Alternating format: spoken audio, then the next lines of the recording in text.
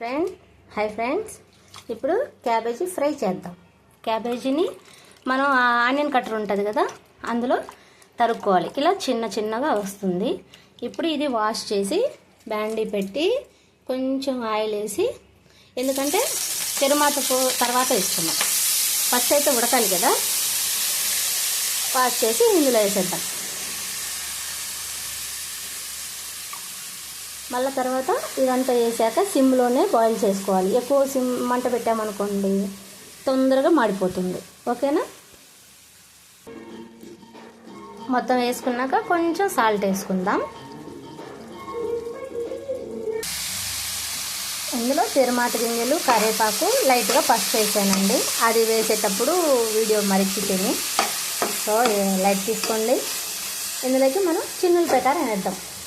అంటే ఇటు చిన్నులపాయ కారం అంటారు ఒంగోలులో, మామూలుగా అయితే తెల్లగడ్డ కారం. మామూలుగా అయితే ఇందులో పప్పుల పొడి వేసుకుంటే ఇంకా బాగుంటుంది. తీసుకొని అంత తీసుకొని